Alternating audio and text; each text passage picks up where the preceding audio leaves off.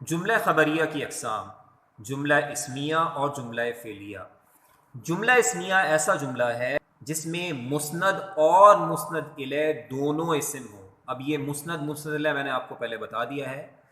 مثال لے لیتے ہیں، احمد نیک ہے، اس میں احمد مسند الیہ ہے، نیک مسند ہے۔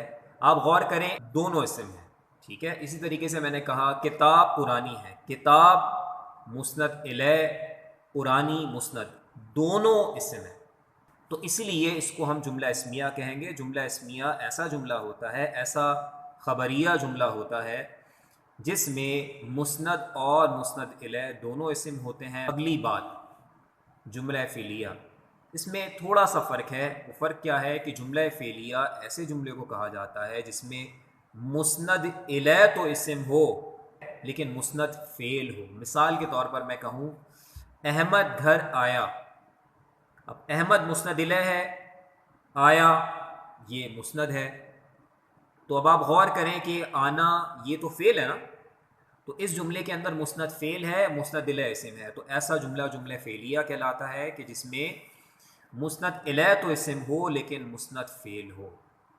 اب ہم جملہ اسمیہ کے اجزاء کی بات کر لیتے ہیں، یعنی کن چیزوں سے مل کر جملہ اسمیہ بنتا ہے اس کی شناخت، کیونکہ اکثر یہ سوال بھی آتا ہے کہ آپ اجزاء الگ الگ کر کے ان کے نام بتائیں۔ تو اب جملہ اسمیہ کی پہلے اگزامپل لیتے ہیں۔ مثال کے طور پر احمد گھر میں موجود ہے۔ اب اس جملے پر غور کریں، احمد مبتدا ہے، باقی آگے اس کی خبر آ رہی ہے، لیکن اس کو الگ الگ کر کے ہمیں سمجھنا ہوگا۔ احمد اسم ہے، مبتدا ہے، آگے آپ دیکھیں گھر میں، ٹھیک ہے، گھر میں یہ متعلق خبر ہے، خبر سے متعلق ایک بات ہو رہی ہے۔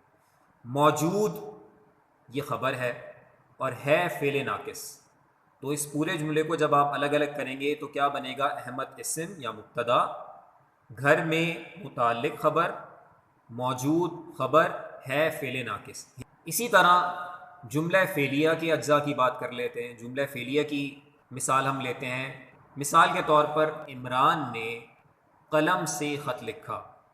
اب عمران فاعل ہے، اس کو آپ سبجیکٹ آبجیکٹ ورب کی جب ہم بناتے ہیں پورا اسٹرکچر، عمران فاعل ہے، قلم سے متعلق فعل ہے، یعنی فعل سے ریلیٹڈ بات ہو رہی ہے، اس میں اس کو ایکسپلین کر رہا ہے وہ۔ خط مفعول ہے یعنی کہ آبجیکٹ ہے، لکھا فعل ہے۔ تو یہ بات ہو گئی جملہ اسمیہ اور جملہ فعلیہ کے اجزاء کی۔